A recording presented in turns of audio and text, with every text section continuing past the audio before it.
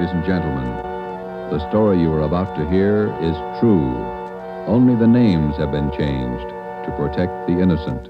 NBC brings you Dragnet.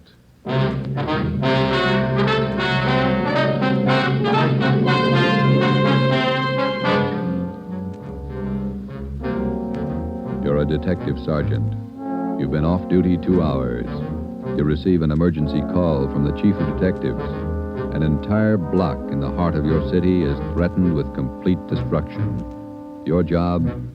Report at once. Dragnet, the documented drama of an actual crime, investigated and solved by the men who unrelentingly stand watch on the security of your home, your family, and your life. For the next 30 minutes, in cooperation with the Los Angeles Police Department, you will travel step by step on the side of the law through an actual case from official police files. From beginning to end, from crime to punishment, Dragnet is the story of your police force in action.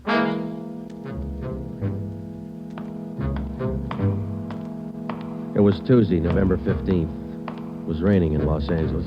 We were off duty reporting in on an emergency call. My partner's Ben Romero. The boss is Ed Backstrand, chief of detectives. My name's Friday. It was 8:32 a.m. when I walked in the Spring Street entrance of the City Hall. You Sergeant Friday? Yeah, that's right. Take my elevator, Sergeant. It's the only one in service. All right.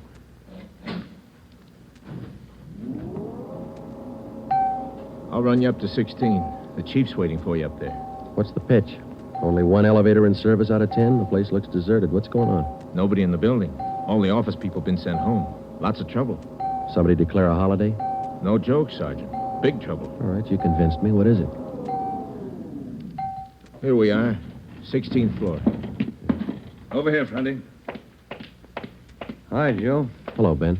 You made good time. Came as soon as I got the call, Ed. Sorry to have to bring you back in. You worked last night, didn't you? Yeah, midnight to 8 this morning. Sorry. Come on. Okay. What is it, Skipper? Why all the hush-hush? Wait till we get inside. In here. Okay. Number one, let's keep our voices down. All right. I'll make it as brief as I can. Every minute counts. What time you got, Friday? 8:33. All right, here it is. 55 minutes ago, a man walked into this building with a homemade bomb under his arm. If we don't release his brother from the county jail by 9 o'clock this morning, he says he'll pull the trigger on the bomb and blow up the whole building. He's kidding, Skipper. Who is the guy? Name's Vernon Carney. Here's his package. He and his brother have been in and out of jail since 1937. Small-time thieves. Yeah. Where's the FBI kickback? We had him once before, both of them. Brother's name is Elwood, serving a year for car stripping. And this two-bit thief is sitting here in the city hall with a bomb on his lap? That's right. In the next room. What kind of a bomb is it, Ed? You think he's bluffing? Could be bluffing, but the crime lab says no. Lee Jones from the lab get a look at it? Been in there twice. One end of the box is glass. Says you can't see much without a closer look, but you can't get near the guy. What do you want us to do? It's a volunteer job. You can take it or leave it. I won't order you to do it. How you want to handle it? You sure you want a piece of this one, Romero? No, he doesn't, Ed. He's got a family. Get me another single man. We'll give it a try. Wait a minute, Joe. What makes this job so different? Anytime we kick a door in, we never know what's on the other side. That's what makes it different. This time we do. No, you're not going to cut me out. Not the only time I know what I'm getting into. All right. Chandler's tried. Hannon, Davis, Watson, they've all tried. This guy Carney knows what he's doing. He's no pushover. But somebody's got to get that bomb away from him. Friday, Romero, it's your baby now. I looked at my watch. It was 8:36. We left Backstrand and started down the hall.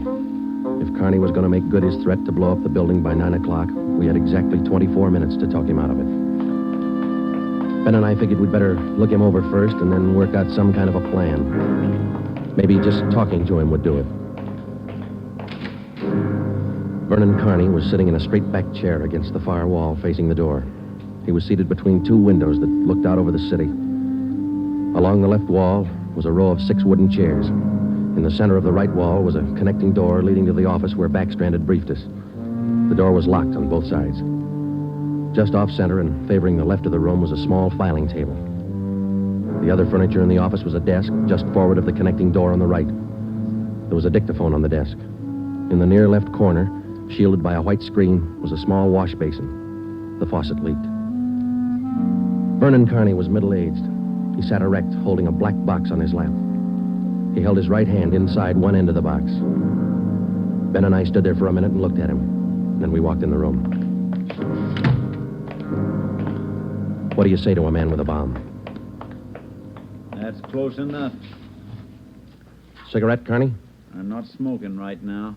What are you trying to prove? You know what I want? We're not going to let your brother out of jail. You got until 9 o'clock to change your mind. According to that clock on the wall, you got 24 minutes.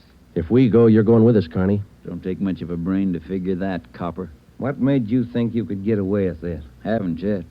It ain't 9 o'clock. Unless that clock's slow. Haven't checked it against my pocket watch lately. That's the one that's running this show. Have you given any thought to all the innocent people that are going to go up with that thing of yours there? My brother's innocent. I want him out of jail. The court says he's guilty. He'll get out when he serves his time. That's where you're wrong, copper. He gets out at 9 o'clock this morning. All right, come on, Carney. Get your hand out of that box. Put the box on the table. You think I'm bluffing, don't you? I'm going to let you get within 5 feet before I make a liar out of you. Okay, Carney. I guess you mean business. You can take 3 more steps and find out for sure. Suppose we did let your brother out. We'd just come out and pick him up again, you along with him? If you could find us. Let's get this straight. If we let your brother Elwood out, how do we know you're going to keep your promise? What promise? I ain't made any promises. You just get Elwood down here first, and then we'll talk about it. There's only one thing I can't figure, Carney. Yeah, what's that? If we don't let your brother out, you say you'll pull the trigger on that bomb. You're going to kill a lot of innocent people. What are you going to prove by that? It's 8:37. You got 23 minutes left. Now, I wish you'd answer that one for me. Why do you want to kill a lot of innocent people? Don't try to con me, copper. I know they cleared everybody out of this building 45 minutes ago. I know they cleaned out the whole block. They got it roped off. Where'd you get your information? I got a couple of windows here to look out of. Don't you think it's about time to send somebody over to get Elwood? You know, Carney, we got a way out of this. We don't have to let your brother out neither. I've heard that before. What's to stop us from leaving the building along with the other few officers and let you sit here and touch off that bomb? Go ahead. It won't be a long wait without you. Who are you trying to kid? You'd let me blow up $10 million worth of taxpayers' money? No. You're going to let Elwood out. You'll wait till the last minute to do it, but you'll let him out.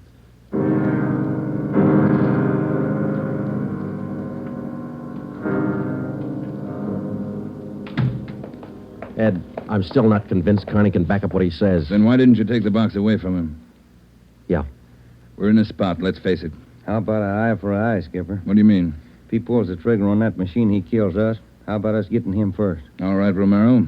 How are you going to handle it? Well, I'm not top man on the pistol range, but I could wing him. And then he hands the box to you? Or maybe he falls and his reflex action pulls the trigger. Okay, I don't wing him. I stop him for keeps. You just can't walk in there and shoot him down. Why not? You do the same thing with an armed criminal. Yeah, but you warn him first. I'll warn him. Yeah, and after you shoot him, you find out it's a harmless gadget. Couldn't have gone off in a million years. No, a gun's not the answer. We can't shoot him until we're positive. We'll be positive by 9 o'clock, and there might not be anybody around to shoot him. We've located Carney's apartment. There's a detail out there checking it now. Pacelli and Morris.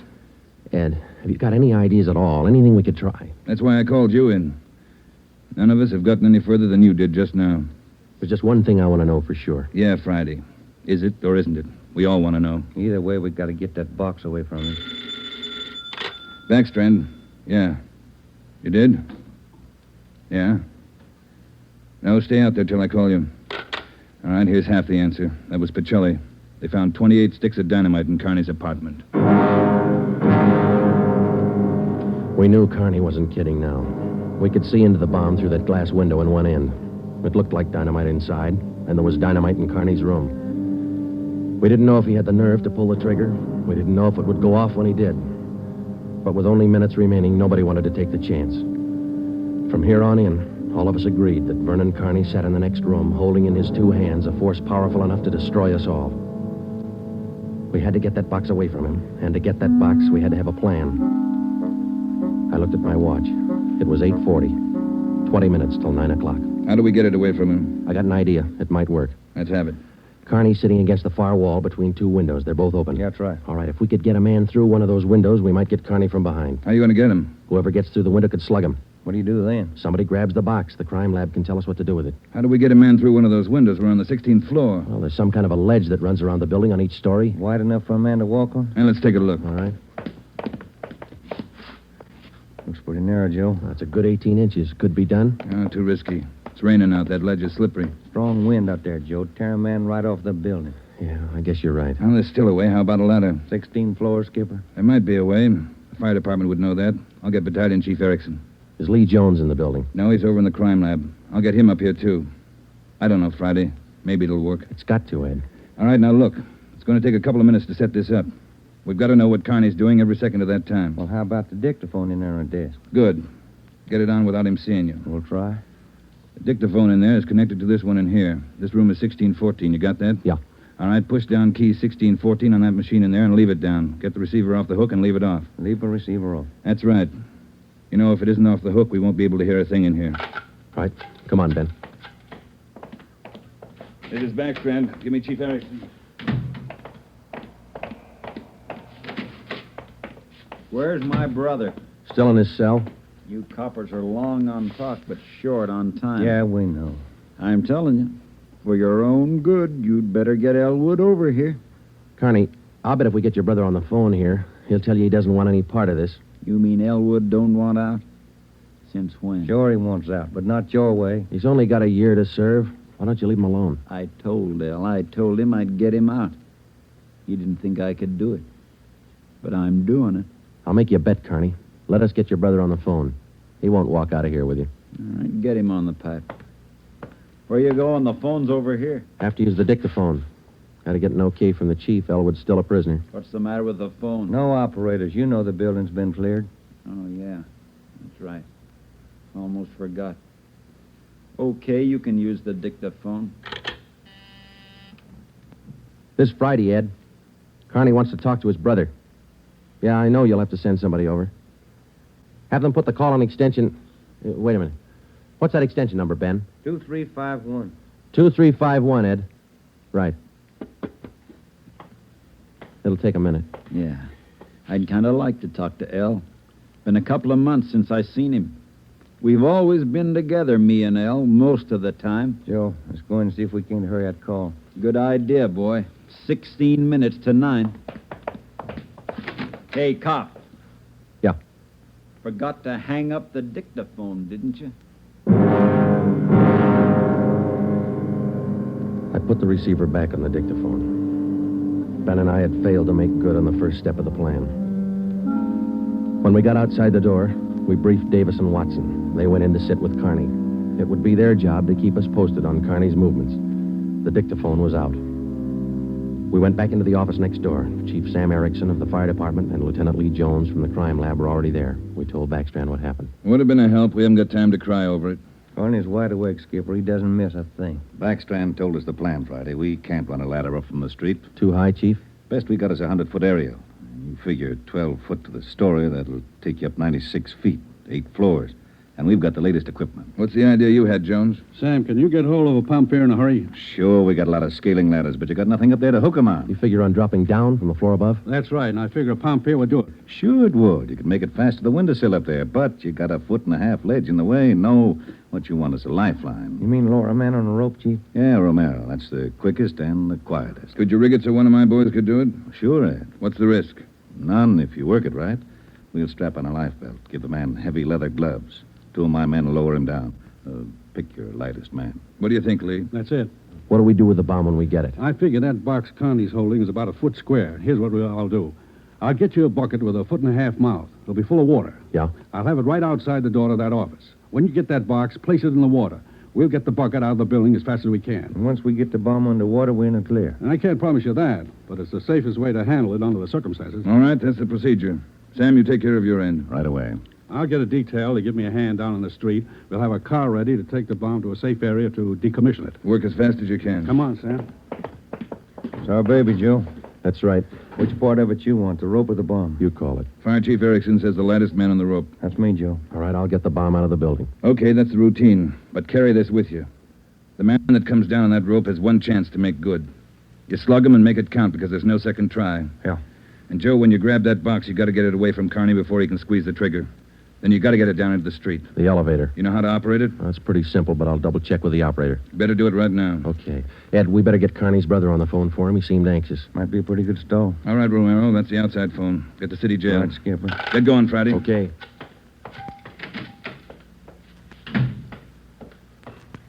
Hey, you. Elevator man. Yeah, Sergeant. Let me see if I know how to work that thing. You taking over the elevator? Well, in a couple of minutes. You want to check me out? Nothing to it, Sergeant. All right. Now, here's the control, see? You push this lever right to go up, left to go down. You see this little trigger on the underside of the handle? Yeah. That's the safety lock. Be sure you squeeze it or you can't move the lever. Let me try it, huh? That's it. Right to go up, left to go down. Right to go up, left to go down. How do you operate the doors? Automatic. They work off the control lever. When the control lever is locked in the up or down position, the doors will close. I get it. Now, in case they jam, this red emergency button up here? Yeah. Push it. If that doesn't close them, we call the repairman. Okay, I think I got it. You sure now? I've had my orders to get out of the building. I'll just leave the elevator right here and take the stairs down. All right. Thanks a lot. Sergeant, just curious. You going to take the bomb down in this car? We're going to try. You won't have any trouble. We haven't had an elevator failure in 18 months. The elevator man turned and went down the stairs. Outside of a handful of volunteers and a man with a bomb, the city hall was now cleared. I started down the corridor and met Ben outside the office. He told me that Lee Jones and Chief Erickson were on their way up in the freight elevator at the rear of the building with the necessary equipment. The 2 fire department volunteers were with them. The phone call had been put through to the city jail, and in a moment, Elwood Carney would be ready at the other end of the line. We went in to tell Carney. I told him over at the jail to put the call through on extension 2351. Yeah. When's it coming through? Right now? You got Elwood with you? No.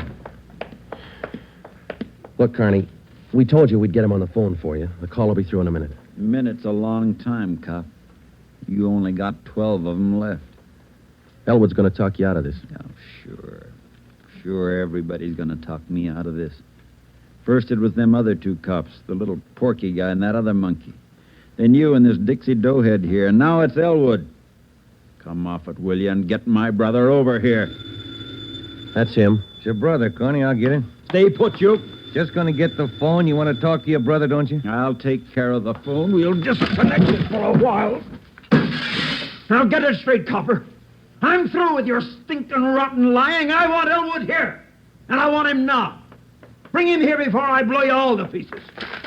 What's going on? Who threw that phone out in the hall? I did. You want me to go out and pick it up? Carney, that's not going to get you anyplace. You the big boss around here? Maybe. Are you or aren't you? I answered you. All right, big boy. I've got a piece of advice for you. Take your rookie cops here and get it through their heads I mean what I say. I want my brother over here in this room. And you've got just 11 minutes to get it done. Tell him that, will you, boy? All right, Carney. It's your show.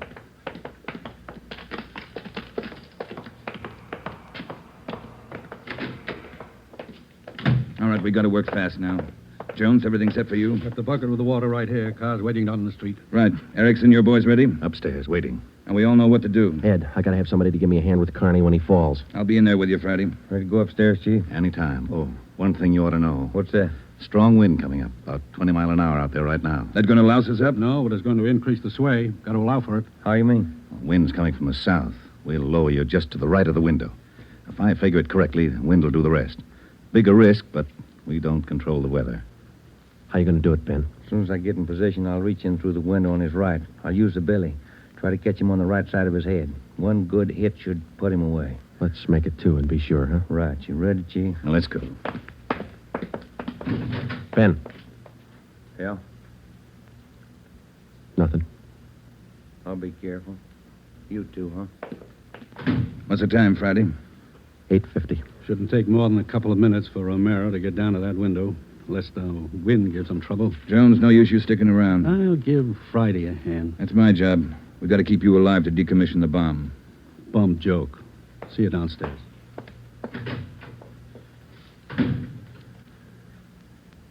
You ready, Ed? Yeah.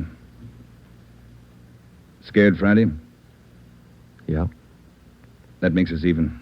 Come on. Ed Backstrand and I went into the next room with Vernon Carney. Our job was to keep him occupied until Ben was lowered to the windowsill from the floor above. Ben was going to make a try from the window on Carney's right. Somehow, we had to keep Carney's attention on us and away from that window.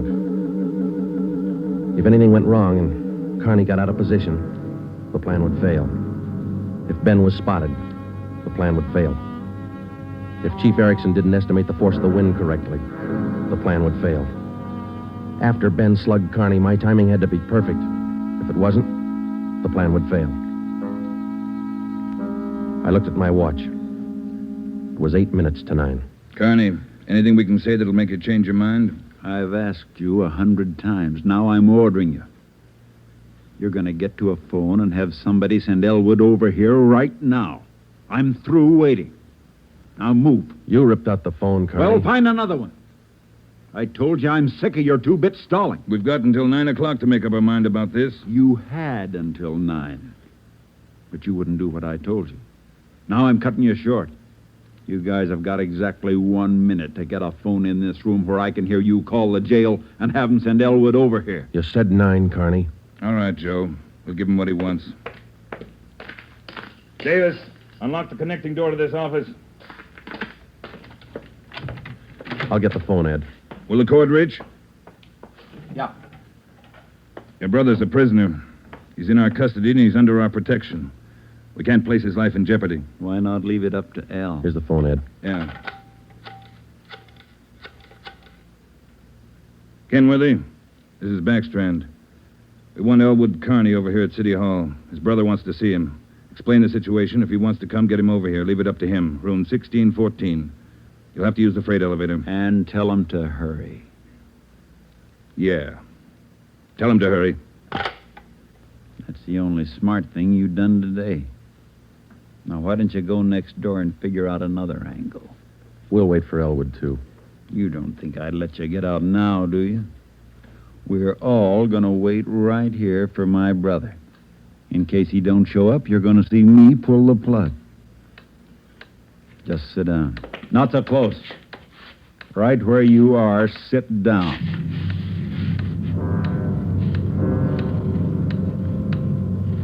Loud clock, ain't it? Windy. Getting cold in here.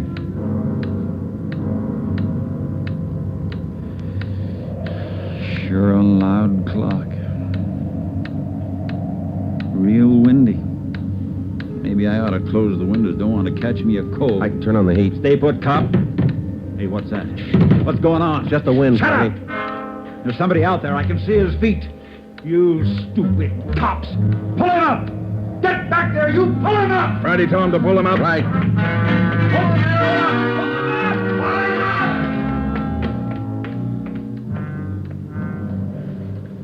up! All right, Carney. You win. You bet I win, you dumb coppers.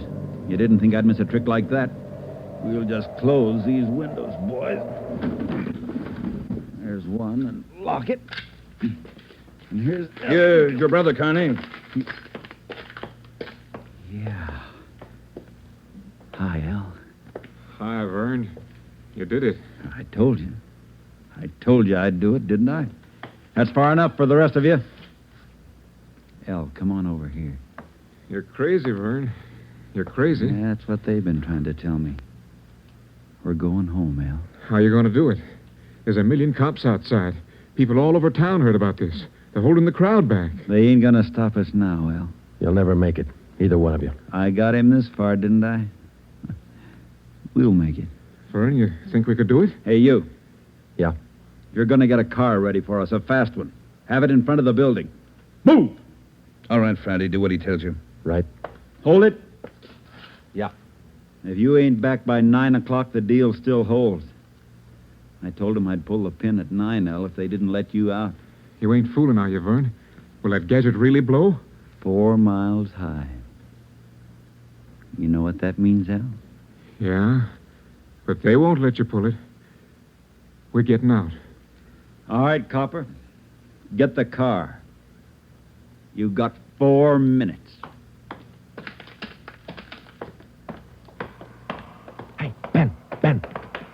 Did he spot me? Yeah, there's no time to explain. Now, listen. We gotta work fast. Yeah. We had to bring Carney's brother over from the jail. I don't think he cares if they get out or not. He just wants to use that bomb, and for some crazy reason, he's waiting until 9. How much time we got? Let me look. Less than 4 minutes. How about the ledge? You think you can do it? Strong wind. You'll have to hang on like a fly. I don't know. I can give it a try. Okay. Same plan. Every second counts. Now, I can't brief Ed. He's in the room with the guy. It's up to you and me. I'll get on the ledge from one of these offices. I hope I make it. If you don't, we'll know you tried. Hurry. Hey, Ben, wait a minute. Yeah? I forgot. The windows. The one on his right. He locked it. You'll have to crawl around to the one on the left. You got it? Right. Okay. The car will be ready in 2 minutes. Out front. Fine. El and I'll just sit here and wait. Gonna be good being back together, huh, El? We always were real good together, Vern. Yeah, that's the way brothers ought to be together all the time. Together. Vern, I'd feel better with a gun. We don't need no gun, El. We got the bomb. We'll need a gun when we get out, when we get on the road. Okay. Take your pick. They all got 'em. Hey, you, give him yours. I'm not carrying a gun. I left it in the other room. A cop without a gun? Who's kidding who? I left it in the other room. Frisk the big boy, El.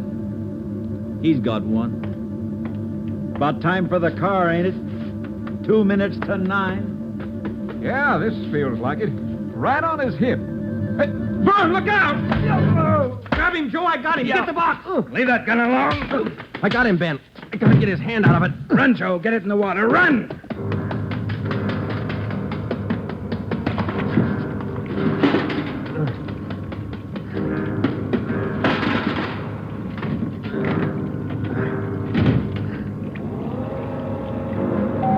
In a fast elevator, 16 floors isn't very much, but I've never shared an elevator with a live bomb. It seemed like minutes between floors. I kept watching the bucket. The bomb was completely underwater. A small stream of bubbles was hissing to the surface. I waited.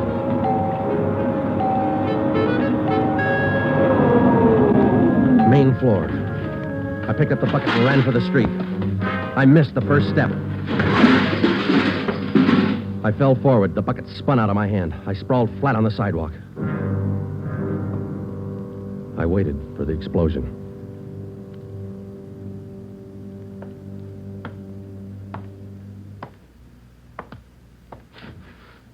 It didn't go off Friday. Yeah. I gave it a good chance, Lee. It was all there. Look, at least a dozen sticks of dynamite. Snyder, bring that over here. Here you are, Lieutenant. Thanks. Here's why it didn't go off. Had it rigged for a hard trigger pull. Would have taken a good yank to set this one off. Yeah. Hi, Joe.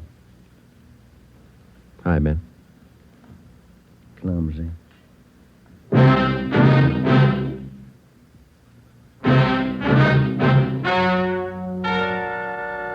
The story you have just heard is true.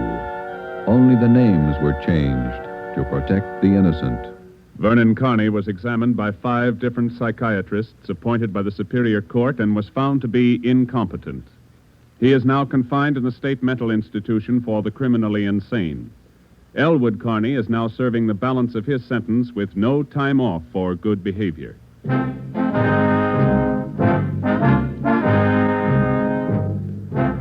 have just heard the 7th in a new series of authentic cases from official files.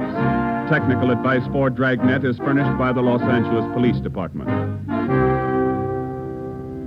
Tonight's program is dedicated to Town Marshal Lon T. Larson of the Mount Pleasant, Utah Force, who, on the night of October 15th, 1945, gave his life so that yours might be more secure.